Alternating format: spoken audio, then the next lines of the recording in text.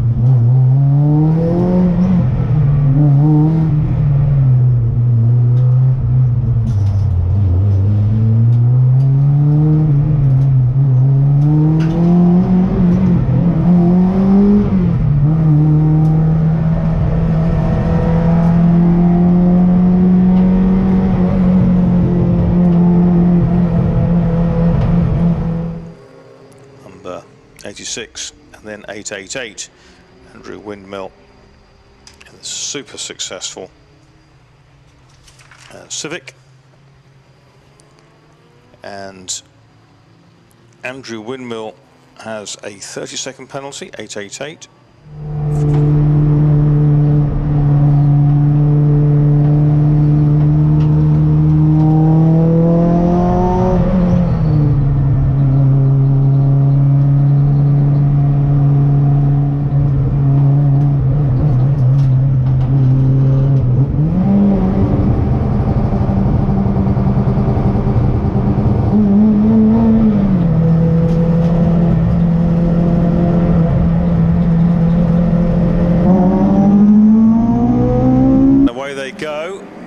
A quick start by Andrew Windmill on the outside, takes the 888 car. In fact, the pole car's back in 4th or 5th place because it's Russell Hurd through in 2nd place. We've got silver Honda coming round the outside in 3rd, and I reckon that Nigel Ainge is down to about 5th place. That really wasn't his finest start, but in fact he's worse off than that, because 5th, 6th, he's 7th in the Craner curves, and not even having to extend the car yet.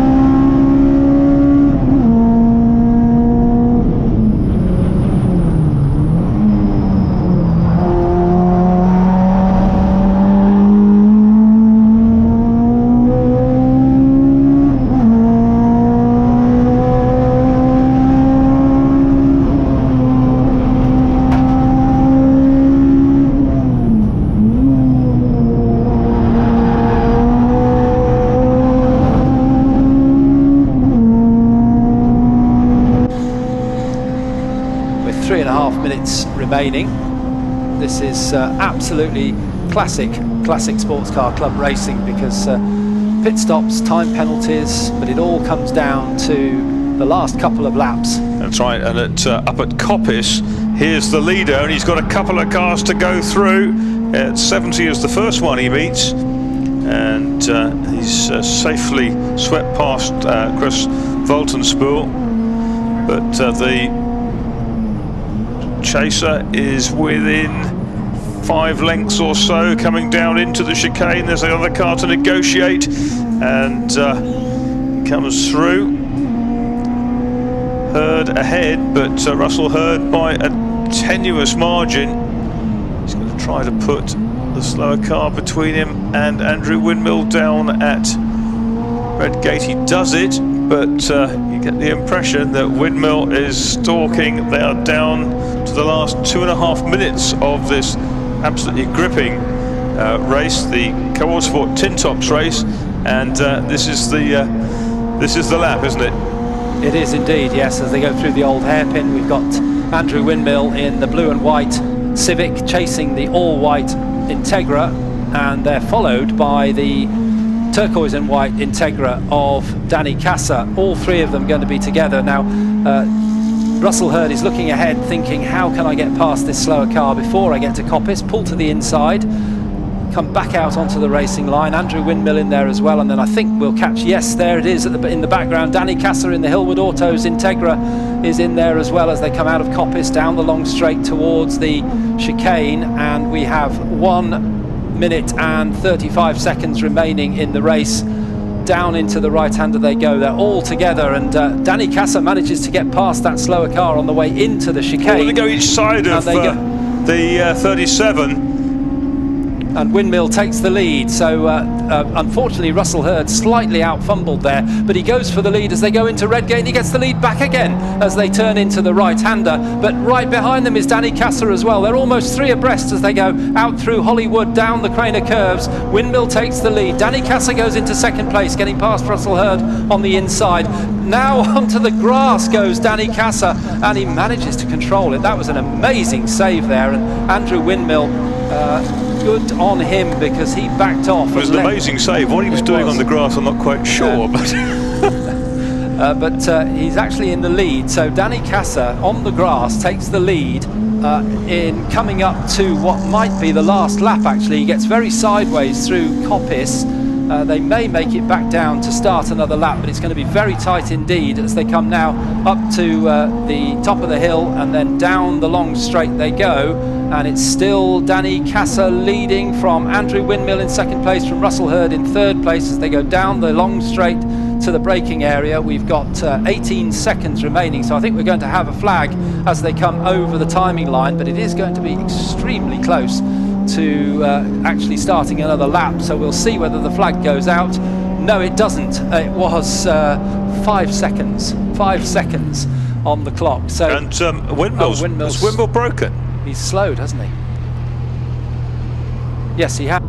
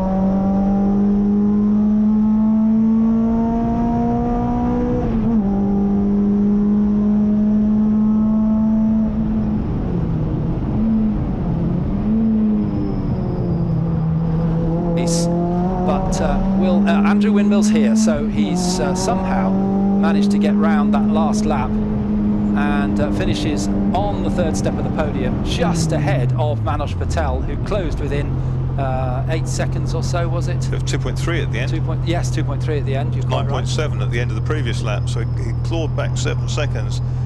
Windmill dramas then towards the end, but he's won another one of these Co-ordSport Tintop races. Absolutely cracking sport that was.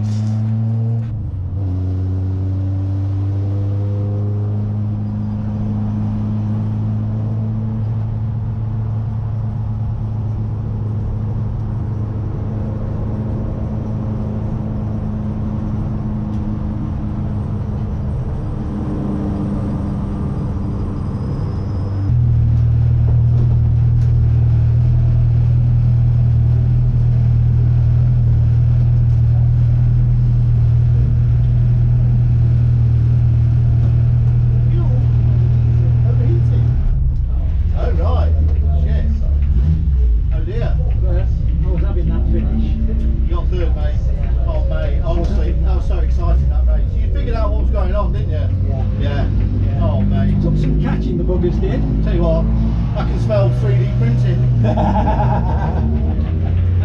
Oh, brilliant, mate. I'm glad it won fuel because you used hell of a lot in quality.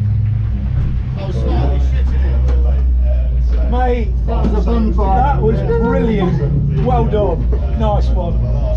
Did you touch somebody by any chance?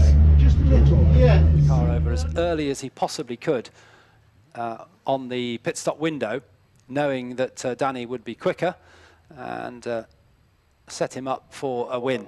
Great race from Danny Cassar and Nigel Ainge. Russell Hurd drove very well indeed to come in second place in his pristine white Integra, and in third place we'll find out what the problems were when Marcus Pye talks to Andrew Windmill, but clearly some technical problems at the end of the race slowed markedly and lost 7 seconds to Manoj Patel, who drove well also to finish in fourth place. Anyway, and Danny, what a fabulous drive, very well done. You had a lot of ground to make up, didn't you?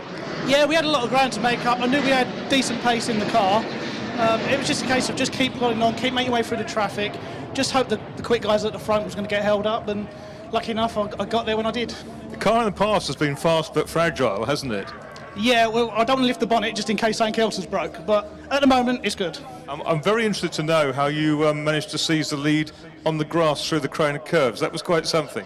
Yeah, I see a bit of a gap, so I went for it. Andrew's tried to shut the door a little bit, which he's entitled to do, and I ran out of road and I bounced across the grass. Lucky enough, Russell and Andrew were clever enough not to pile into me, and then we managed to get through. And in fairness, it was an incredible save.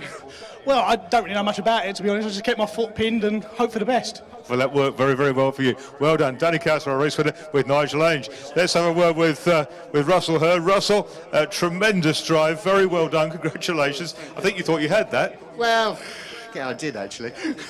2 more laps, that's all it was, but hey, it was good fun, that was what counts. And no one came away with any damage. Oh, that was brilliant, and there was lots of tight work. There's some real good dicing through the slower cars, and they seemed to stay out of the way. Well, some of them were a little bit hit or miss, but hey, they're out racing, having fun as well. So that was great, good fun. Good. Great stuff. Integra 1-2, and the Civic Type R over here. That's Andrew Windmill. We last spoke at Thruxton, and well, that was an interesting race. Did you think that it was all over just before the end, or do you have a breakage? Oh, no, the dashboard lit up, red lights everywhere, and it was when I toggled through the dash, it was overheating. But I knew we were close to the end, so I thought, well, I'm just going to back off. We've got a bit of a gap. Those two obviously cleared off, and yeah, just wanted to bring it over the line because I've come into the pits on the last lap before, and that was painful. So yeah, brought it home, and hopefully it's all still in one piece. What did you think of Danny's bit of autocrossing through the Crane of Curves?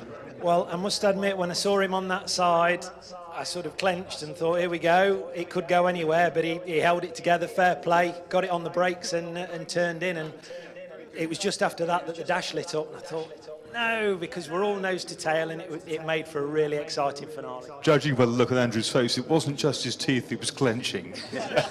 We'll go back to you up in the box, Russell.